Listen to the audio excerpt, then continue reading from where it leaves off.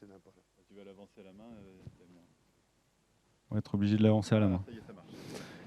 Alors, nous sommes constructeurs de machines agricoles. Une PME dans l'Isère, à côté de la BEMA, justement, que vous avez eu en présentation au début. On est une PME familiale qui a commencé dans le monde de l'artisanat et qui est sur un marché de niche où, en fait, les grands constructeurs de tracteurs ne vont pas parce qu'il y a des trop petits volumes unitaires. On est au cœur de la noix de Grenoble, donc entre Valence et Grenoble, tout simplement. Créé en 1970, nous avons une croissance jusqu'à aujourd'hui, 75 personnes, 12 millions d'euros de chiffre d'affaires. Et on a 1500 ramasseuses. On est dans le monde du fruit à coque, où nous ramassons les fruits à coque au sol. Donc, notre mission, des solutions globales pour le ramassage et le préconditionnement. Donc, on s'adresse à des gens qui sont des agriculteurs, aujourd'hui qui deviennent des entrepreneurs, qui sont des gens qui sont maintenant éduqués et qui après, par la suite, sur l'export, sont des gens qui peuvent être des gérants avec des fonds de pension derrière. Donc, en fait, on s'adresse vraiment à des industriels ou à des financiers. Nos équipes, qu'est-ce qu'elles veulent faire? Elles veulent accompagner durablement les producteurs dans le monde entier. On est passé d'un artisanat à la région, puis à la France, et maintenant, depuis 5 ans, à l'export, puisqu'on est à peu près 30 à 40% de notre chiffre d'affaires à l'export aujourd'hui. Et avec une gamme de produits, on va dire, personnalisés, robustes et innovantes, dans le sens que on est sur un marché de niche. Vous allez avoir les Américains qui vont faire des grosses machines pour aller ramasser des vergers en Californie de 1000 hectares. Vous allez avoir des marchés à 1 hectare. Et puis, vous allez avoir tous les gens du milieu, entre 10 et 100 hectares, qui, eux, vont aussi vouloir ramasser des noix, des noisettes, des châtaignes. Vous les livrez sur vos marchés au 20 octobre avec une qualité requise en respectant un cahier des charges type AOP, AOC, c'est-à-dire un produit de qualité. Et eux, ils vont vouloir ramasser en temps et en heure. C'est pour ça qu'on essaye de leur garantir de la sérénité, c'est-à-dire que ça ne doit pas être le stress, la saison des noix, ça doit être justement ils ont passé leur temps à faire grandir leurs arbres. Et il faut qu'au moment de la récolte, ils puissent se concentrer sur produire bien au bon moment. Une noix, par exemple, si elle reste plus de 4 jours par terre avant d'être ramassée, vous allez avoir un cerneau qui va être coloré, qui va légèrement s'altérer. Donc, résultat, vous, en tant que client, quand vous allez l'avoir sur votre gâteau, ça ne va pas être génial. Le pâtissier, c'est pareil, ça ne va pas être top. Donc, nous, c'est ça qu'on leur garantit. C'est de pouvoir sereinement ramasser leur récolte et qu'ils aient ce haut niveau de performance. Mais aujourd'hui, ça devient un petit peu plus compliqué qu'en 1970 de faire tout ça parce que les technologies ont été évoluées. Alors notamment, voilà, les vidéos. Enlevez le son. Donc là, vous voyez un verger de noisettes aux alentours de Grenoble. On a la même chose en noix, on pourrait être à Lérida en Espagne. On a une ramasseuse qui récolte au sol, qui va faire 3-4 passages dans la saison en fonction de ce qui est tombé, donc pour que le produit soit mûr. On est sur des machines qui valent 100 à 150 000 euros hors taxe client final. Et on est sur des machines qui vont travailler 3 semaines dans l'année.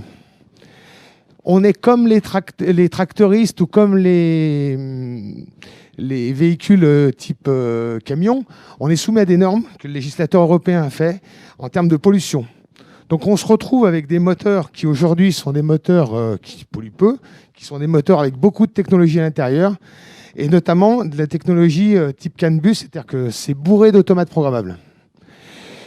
Derrière, pour intégrer ces solutions, c'est-à-dire qu'on avance, je suis comme sur un Manitou, on est dans un chantier, on avance, on recule, on fait ce qu'on veut, on règle nos mouvements. On a besoin de régler nos mouvements, que ce soit des mouvements de rotation ou linéaires, en fonction du produit, en fonction de la nature du terrain. Là, on est sur une atmosphère qui est assez sèche, mais on peut être sur des choses qui sont moins importantes. Et donc, en fait, on a à notre disposition des paramètres. Et ces paramètres, en fait, comme on n'a que 3 semaines pendant l'année, pour les optimiser, eh ben, on est arrivé à la conclusion que on a des données, on a des données potentielles, mais équiper une machine pendant l'hiver, la faire tourner, ça ne me sert à rien. Équiper qu'une machine toute seule, est-ce que je vais mettre le bon capteur au bon moment? Alors que finalement, quand on branche l'ordinateur à l'atelier, ah ben mince, il y a tout dedans. Donc l'idée, c'est bon, ça passe? L'idée, ça a été de dire comment je peux faire pour remonter ces machines-là, ces données-là. Et puis ben, là, on a rencontré un partenaire. C'est la même histoire que vous avez dit. Il y a quelqu'un avec qui on a eu la même philosophie, M. Fournier qui est là, d'IoT Express, où on a commencé à réfléchir en 2020, tiens, ben, qu'est-ce qu'on veut collecter, comment on peut le collecter, regarder par rapport à l'exploitation, par rapport à nos clients finaux, est-ce qu'on n'est pas trop en avance? Oui, effectivement, on est en avance, mais sensibiliser les équipes en interne, c'est-à-dire les gars du BE, les gars des services garantis, parce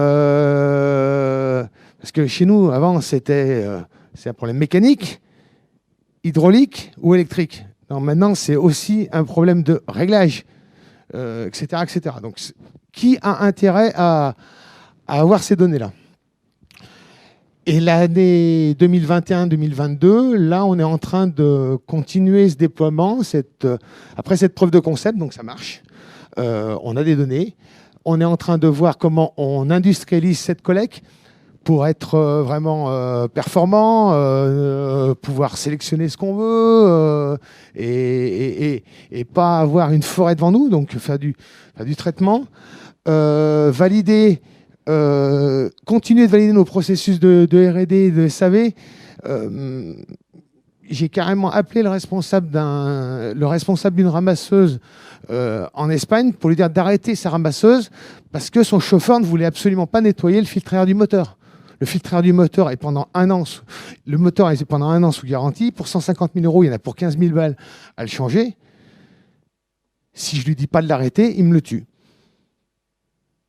Pour l'instant, je ne sais pas le vendre, mais à terme, j'aimerais bien le vendre. Cette année aussi, on a embauché une ressource en IoT en interne chez nous pour pouvoir traiter un petit peu pour pouvoir faire l'interface, parce qu'on se rend compte qu'effectivement, oui, c'est du travail. C'est du travail de gérer ces données, c'est du travail de gérer tous ces trames CAN, c'est du travail d'aller en interne pour savoir qu'est-ce que les services ont besoin et de faire l'interface avec notre partenaire. Il faut rappeler que ce n'est pas votre métier de base quand même. Donc effectivement, c'est du boulot et c'est pas votre métier de base. Oui, c'est pas notre métier de base. Notre métier, c'est mécano, hydraulicien. On a quand même quelques automaticiens, mais par contre, voilà, l'Internet des objets, pas notre métier, non, tout à fait. Et cette année, on a 14 machines intégrées qui ont tourné pendant la saison automnale. Donc, on a réussi en faisant ça on a dégagé des ressources, on a engagé des ressources, on a des investissements qui ont été maîtrisés parce qu'on savait où on allait. Donc devant mon comité de direction, on était capable, nous, en tant qu'équipe de projet, de dire ben voilà, on va avoir tel budget pour faire telle preuve. Et on a pu répondre à notre problématique de saisonnalité. C'est-à-dire, comme on tourne que 3 semaines à 2 mois maximum en fonction des sujets, des récoltes, ça nous a permis de faire une preuve par 14 au lieu de faire une preuve par 1. Donc on a pu prouver noix de macadamia, amandes, noisettes, châtaigne-noix, que sur différents types de produits, en France, on va tourner en Australie l'année prochaine, en Espagne, dans des conditions soit un petit peu plus pluvieuses au nord de la France ou un petit peu bien plus sèches en Espagne, on a pu avoir différents types de solutions, quoi. Donc, pas de solutions, mais de remontée de paramètres. Donc en fait, tout simplement, puisque c'était disponible sur nos bécanes, eh ben, on n'a pas réinventé la poudre, on n'a pas essayer de faire ce qu'on ne savait pas faire. On a trouvé un prestataire qui nous a, qui en termes de matériel, nous a vendu un boîtier de connexion. Et après, tout le travail qu'on a fait, c'est du travail de recherche, c'est-à-dire comment le boîtier savait le collecter. Le gros avantage, c'est qu'on a une plateforme qu'on va voir qui va nous permettre de tout remonter. On le stocke sur le web. Et puis derrière, après, on peut l'exploiter, tout simplement. Donc, Et je crois qu'on va... Voilà. On en arrive... Ah, vous êtes allé un tout je suis petit un peu peu... vite. Il faut juste revenir avec la... Ouais. Voilà, celle d'avant. Voilà. Les 3-4 tableaux. On en arrive en fait à des interfaces web où en fait on remonte un petit peu tout ce qu'on veut. Là, on vous a sélectionné par exemple les premières... J'ai des vitesses de ramassage, donc de toute façon, quand je suis en dessous de 5 km/h, c'est que je suis vraiment en train de ramasser. Là, j'ai des niveaux de remplissage de trémies, donc on imagine quand même qu'il y a dû y avoir 20 remplissages de trémies. Donc on a fait une belle journée. On a le niveau de ma jauge à gasoil qui est descendu. Là, on a du mapping carrément sur le terrain pour savoir exactement où est passée la ramasseuse. À terme, on peut aussi se poser la question si on fait un rendement et on arrive à savoir si cette parcelle-là a eu 3 tonnes hectares ou si ou ce côté-là a eu 2 tonnes hectares, etc. Donc, qu'est-ce que j'ai mis comme amendement? Là, je suis dans 10 ans, mais on peut prévoir des choses comme ça. Ça, c'est pour l'exploitation. Pour la maintenance, pour le SAV, j'arrive à voir maintenant... Alors, c'est quelque chose qui, sur un Komatsu ou un Caterpillar, existe depuis des années. Hein. Mais pour une PME comme moi, qui fabrique 40 automoteurs par an, c'est la première fois que je vois en réalité comment est réglée ma machine. Comment mon client l'a réglée. Je ne peux encore pas, pour des problèmes de sécurité, accéder et bouger une valeur, mais au moins, je vois comment il le règle. Et puis le dernier truc qui est super intéressant et où là, on va continuer de travailler, c'est qu'on a toutes les remontées de défauts. Donc, par exemple, quand je téléphone à mon espagnol, c'est parce que j'ai un défaut pression filtre air trop haute. Et en fait, ça permet de filtrer. Et comme une PME comme nous, par exemple, quand on démarre, on a démarré cette gamme R23 là, sur laquelle on est équipé, on l'a démarré en pré-proto 2018, 2020 2 machines, 2021 10 machines. Pour un changement de motorisation, où après, je suis obligé de passer je suis un véhicule, donc pour aller sur la route, carte d'immatriculation, je suis un véhicule MAGA. Donc, j'ai besoin de tout de suite être bon sur mon terrain de jeu, de travail. Et là, le fait d'avoir 14 machines qui tournent, si on a fait une bêtise en termes de développement, ou d'analyse, par exemple, j'ai une pompe qui a une pression qui va bouger anormalement dû à un composant, on est bien plus rapide en termes de SAV. On est bien plus rapide en termes d'optimisation. C'est pareil pour les températures de moteur, voilà, c'est la même idée. Donc, qu'est-ce qu'on va faire dans les étapes suivantes? Pour l'instant, on est en train de faire une extension de gamme, c'est-à-dire que on l'a mis sur la R23, mais on va le mettre aussi sur la X16, tout simplement parce que j'en ai 2 qui partent en Australie et qui vont faire la campagne de Noël Macadamia, et j'ai des problèmes de température excessive, donc je veux suivre exactement, avec notre équipe, on veut suivre les suites températures et les températures du moteur pour voir si on est encore dans les clous ou pas. Et entre le demander au client, on sait que ça ne marche pas, le demander au client toutes les 5 minutes. Par contre, d'avoir les données en temps réel et pouvoir les exploiter sur 3 mois, ça marche. Derrière, on travaille des contrats on veut travailler des contrats de maintenance de garantie de 1 an, de 2 ans. Puis, on a même des clients qui nous demandent non plus d'investir dans une ramasseuse, mais de leur faire une location avec option d'achat, c'est-à-dire de faire une LOA comme une bagnole. Si je veux faire une LOA comme une bagnole, il faut que je maîtrise mes coûts. Donc, je vais avoir ma mécanique et mon électricité et mon hydraulique que je commence à maîtriser. Mais si en plus, je sais dans quel état est ma machine, parce que dès que j'ai une pompe qui commence à mal aller ou qu'une vidange n'a pas été faite, elle va me le dire. Aujourd'hui, j'ai que la bonne foi du client. Oui, monsieur le client, vous avez bien fait votre vidange à 150 heures pour votre moteur? Ah ben non, oui, je l'ai fait. Et pourquoi ton moteur est pollué? Pourquoi ton moteur est pollué? Ça me permet d'avoir toutes ces données-là et de les analyser de manière factuelle.